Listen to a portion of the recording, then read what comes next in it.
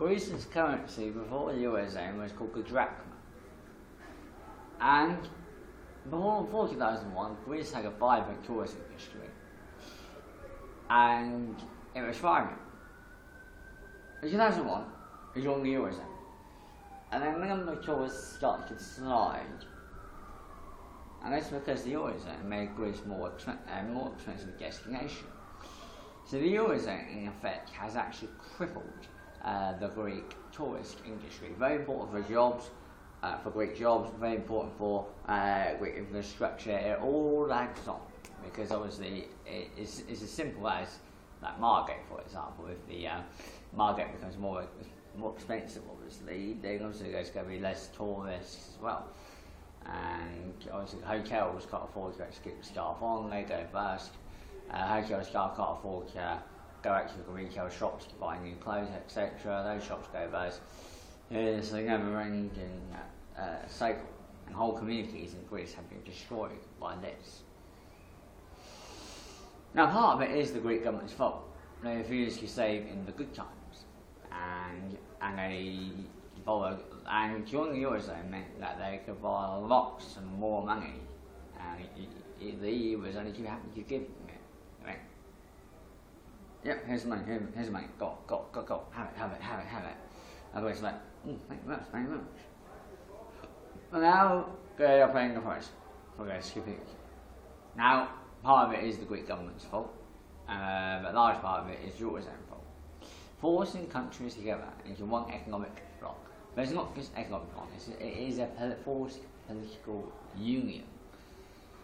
I dread when Romania joins the Eurozone, because that would really fuck up the Romanian economy. I mean, prices would skyrocket and force millions of Romanians into poverty. I mean, there are many Romanians in poverty at the moment, but millions more would be forced into poverty, because the euro would probably triple prices in Romania, double or triple prices in Romania. Which means shops will go bust, and Romania will have the same fate as Greece and Italy and Spain. The pound is doing very well, but the pound could go much higher if Britain was outside the EU. And the pound would probably be double the strength of the euro if the pound left. At the moment, the pound went 11%. Last year, it was 11% high against the euro. You just think if we're outside, it'll probably be about 30 or 40% higher than the Eurozone.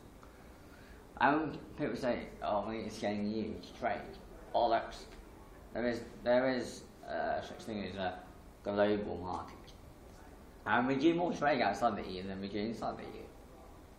So it wouldn't really affect us that much if the Eurozone melted down. And we have markets across the world. But there will be pain to start with in Greece if they join the drachma.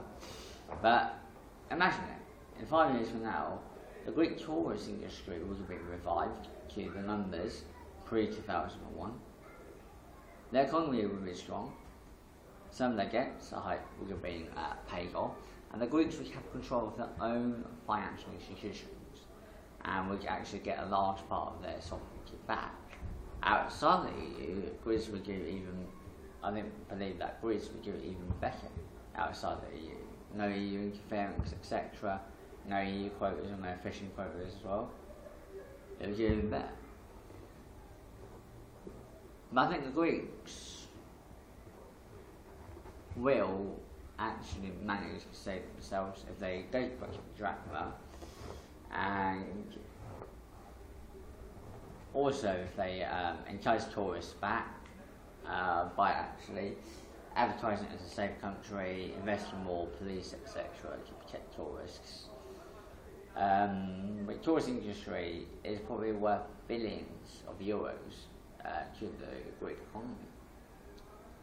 And if there's billions of euros investment, because obviously if Greece joins the drachma and tourism rises, foreign investors would flock back into Greece, because many foreign investors have withdrawn from Greece in the last 10 years. But if Greece does actually go back to the drachma, foreign investors will be flying. Cheap markets, cheap hotels, cheap villas to rent, etc. It'll be a booming industry, and the property market will be very favourable in the next 5 years if it was good. If it was strong drachma today, I predict by 2020 Greece would have a booming property market in terms of holiday homes to rent, etc. It is a favourable industry.